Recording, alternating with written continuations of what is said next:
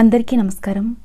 Delivery తర్వాత ఆడవాళ్ళలో పాలు బాగా పట్టడానికి, నడుము నొప్పులు, కీళ్ళ నొప్పులు తగ్గి త్వరగా కోలుకోవడానికి, ఇంకా ఎదిగే పిల్లలకి తెలివితేటలు పెరిగి బలంగా ఆరోగ్యంగా ఉండడానికి, ఆడవాళ్ళకి నడుము ఎముకలు గట్టిగా అవడానికి అద్భుతంగా పనిచేసే మన పూర్వీకుల వంటకం పంచజీరక ఎలా చేయాలో చూద్దాం.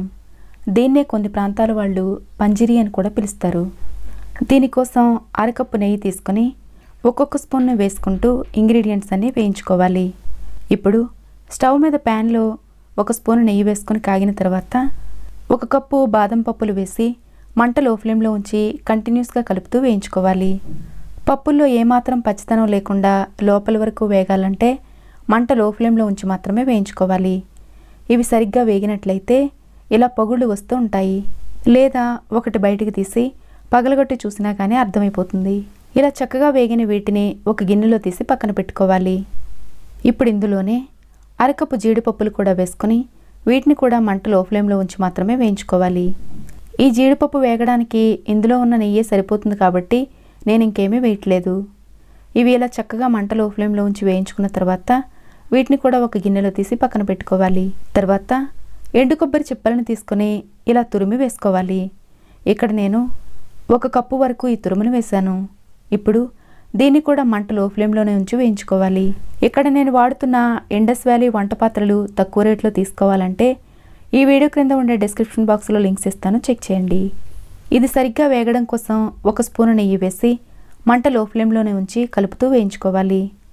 అయితే ఇది కొంచెం త్వరగా మాడిపోయే అవకాశం ఉంటుంది కాబట్టి మాడిపోకుండా కమ్మటి వాసన వచ్చే వరకు వేయించుకోవాలి. దీన్ని కూడా ఒక గిన్నెలో తీసి పక్కన పెట్టుకున్న తర్వాత ప్యాన్ని టిష్యూ పేపర్తో ఒకసారి క్లీన్ చేసుకోవాలి. ఇప్పుడు 1 స్పూన్ నెయ్యి వేసుకొని 1 కప్పు ప్రొద్దుతిరుగుడు గింజలు వేసుకోవాలి. వీటిని కూడా వేసుకున్న తర్వాత మంట లో ఫ్లేమ్లోనే ఉంచి కంటిన్యూస్గా కలుపుతూ వేయించుకోవాలి. ఇవి సరిగ్గా వేగినట్లయితే కొంచెం ఉబ్బి రంగు మారి కమ్మటి వాసన వస్తూ ఉంటాయి. ఈ స్టేజ్లో వీటిని కూడా ఒక గిన్నెలో తీసి పక్కన పెట్టుకోవాలి. తర్వాత 1/2 కప్పు గుమ్మడి గింజలు కూడా వేసుకొని వీటిని కూడా ఇదే విధంగా వేయించుకోవాలి. అయితే వీటిని సపరేట్గా వేయించకుండా ప్రొద్దుతిరుగుడు గింజలతో పాటు కలిపి కూడా వేయించుకోవచ్చు. ఇప్పుడు వీటిని కూడా తీసి పక్కన పెట్టుకున్న తర్వాత మరొక స్పూను నెయ్యి వేసుకొని 1 కప్పు ఫూల్ మఖానా వేసి మంట లో ఫ్లేమ్లోనే ఉంచి వేయించుకోవాలి. ఇవి క్రిస్పీగా అయ్యే వరకు వేయించుకున్న తర్వాత వీటిని కూడా గిన్నెలో తీసి పక్కన పెట్టుకోవాలి. ఇప్పుడు మరొక స్పూను నెయ్యి వేసుకొని 1/2 కప్పు కిస్మిస్లు వేసుకోవాలి. ఇక్కడ ఏ ఇంగ్రీడియంట్ అయినా కానీ మన ఇష్టాన్ని బట్టి ఇంట్లో ఉండే అవైలబిలిటీని బట్టి ఎక్కువ తక్కువ అడ్జస్ట్ చేసుకోవచ్చు. ఇంతే వేసుకోవాలని రూల్ అయితే ఏమీ లేదు. కిస్మిస్లన్నీ ఇలా చక్కగా ఉబ్బిన తర్వాత వీటిని కూడా గిన్నెలో తీసి పక్కన పెట్టుకోవాలి.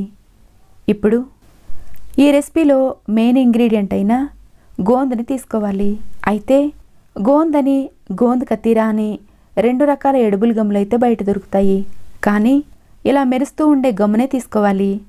ఇది శరీరాన్ని వెచ్చగా ఉంచడానికి, నడుము నొప్పులు, కీళ్ళ నొప్పులు తగ్గించడానికి చాలా బాగా పనిచేస్తుంది. వాతావరణం చల్లగా ఉన్నప్పుడు వాడుకునే ఈ గమ్ముకి, అలాగే వేసవికాలంలో ఒంటికి చలువ చేయడానికి వాడుకునే గమ్ముకి తేడా తెలియడం కోసం ఒక వీడియో చేశాను. ఆ వీడియోని ఈ వీడియో క్రింద ఉండే డిస్క్రిప్షన్ బాక్స్లో ఇస్తాను, చెక్ చేయండి. ప్యాన్లో నెయ్యి వేసుకున్న తర్వాత వీటిని కొంచెం వేసి నెయ్యి కాగిన తర్వాత వడియాల్లా వీటిని వేయించుకోవాలి.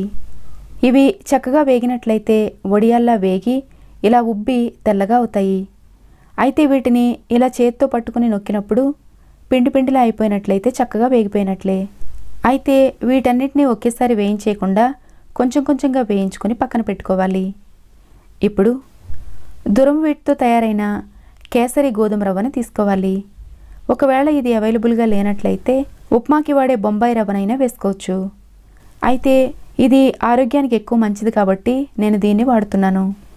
అయితే ఇదే రంగులో మొక్కజొన్న రవ్వ కూడా దొరుకుతుంది, కానీ ఈ గోధుమ రవ్వని మాత్రమే వాడుకోవాలి.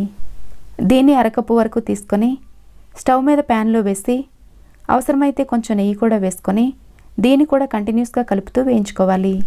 ఇది వేగుతున్నప్పుడు పేలాలు వేయించేటప్పుడు వచ్చే వాసనలాగా కమ్మటి వాసన వస్తూ ఉంటుంది. ఇది చక్కగా వేగినట్లయితే కలర్ కొంచెం తెల్లగా మారి ఇలా కనిపిస్తూ ఉంటుంది. ఈ స్టేజ్లో అవసరమైతే నోట్లో వేసి నమిలి చూసి చెక్ చేసుకోవచ్చు. తర్వాత చక్కగా వేగిన దీన్ని ఒక గిన్నెలో తీసి పక్కన పెట్టుకోవాలి. ఇప్పుడు ఇదే ప్యాన్లో అరకప్పు గోధుమ పిండి కూడా వేసి దీన్ని కూడా 2-3 నిమిషాల పాటు నెయ్యి ఏమీ వేయకుండా వేయించుకున్న తర్వాత ఇలా కొంచెం రంగు మారుతూ ఉంటుంది. ఈ స్టేజ్లో అడుగున మిగిలిపోయిన నెయ్యి అంతా కూడా వేసేసుకొని మంట లో ఫ్లేమ్లోనే ఉంచి కంటిన్యూస్గా కలుపుతూ వేయించుకోవాలి. ఈ గోధుమ పిండిని కూడా మంచి వాసన వచ్చే వరకు వేయించుకుంటేనే టేస్ట్ బాగుంటుంది. ఇది దాదాపు 90% వేగిన తర్వాత ఫ్లేవర్ కోసం 2 స్పూన్ల సోంపు వేసుకొని దీన్ని కూడా 2-3 నిమిషాల పాటు వేయించుకోవాలి.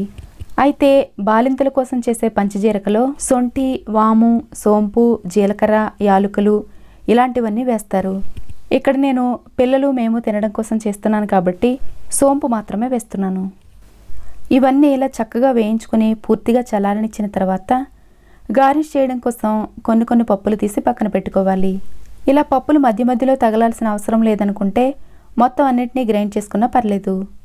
ఇప్పుడు మిక్సీ జార్లో ముందుగా బాదం పప్పులు, ఫూల్ మఖానా, పొద్దుతిరుగుడు గింజలు, జీడిపప్పులు, గుమ్మడి గింజలు వేసి మరీ మెత్తని పిండిలా కాకుండా మనం తినేటప్పుడు కొంచెం పంటికి తగులుతూ ఉండేలా కొంచెం బరకగా గ్రైండ్ చేసుకున్న తర్వాత దీన్ని ప్లేట్లో తీసుకోవాలి.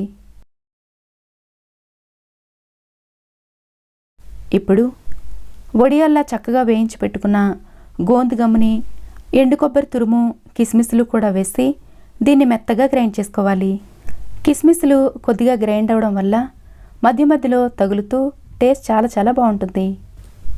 ఇప్పుడు దీన్ని కూడా ప్లేట్లో తీసుకున్న తర్వాత మనం వేయించి పెట్టుకున్న గోధుమ రవ్వని, గోధుమ పిండిని కూడా వేసుకొని తినే తీపికి తగ్గట్టు తురిమిన బెల్లాన్ని కూడా వేసి ఇదంతా బాగా కలపాలి. ఇలా అంతా చక్కగా మిక్స్ చేసుకున్న తర్వాత మనం పక్కకు తీసి పెట్టుకున్న డ్రై ఫ్రూట్స్ అన్నిటినీ కూడా వేసుకొని మరోసారి బాగా కలిపి ఏదైనా గాలి తగలని డబ్బాలో బయటే స్టోర్ చేసుకోవచ్చు. అయితే మరీ ఎక్కువ క్వాంటిటీలో చేసుకున్నప్పుడు ఫ్లేవర్ టేస్ట్ మారిపోకుండా ఉండడం కోసం మనకి కావలసినంత మాత్రమే కొంచెం బయట పెట్టుకుని మిగతాది ఫ్రిడ్జ్లో స్టోర్ చేసుకోవడం మంచిది. అయితే ఇది వర్షాకాలం, శీతాకాలాల్లో తేమ వల్ల, చలి వల్ల వచ్చే అనారోగ్యాలు తగ్గించడానికి, కీళ్ళ నొప్పులు, వాతం నొప్పులు తగ్గడానికి చాలా బాగా పనిచేస్తుంది కాబట్టి చల్లటి వాతావరణాలప్పుడు మాత్రమే తీసుకోవాలి. అయితే ఇది చాలా బలమైన ఫుడ్ కాబట్టి మరీ ఎక్కువ క్వాంటిటీలో కాకుండా రోజుకి 2 స్పూన్ల చొప్పున తీసుకుంటే సరిపోతుంది. ఇది శరీరానికి వేడి చేస్తుంది కాబట్టి ప్రెగ్నెన్సీలో ఉండేవాళ్ళు మాత్రం దీన్ని తినకూడదు. ఎన్నో ఆరోగ్య ప్రయోజనాలు ఉండడం మాత్రమే కాకుండా తినడానికి ఎంతో రుచిగా ఉండే ఈ సింపుల్ అండ్ ఈజీ రెసిపీ మీకు నచ్చినట్లయితే లైక్ చేయడం మర్చిపోకండి. Thanks for watching.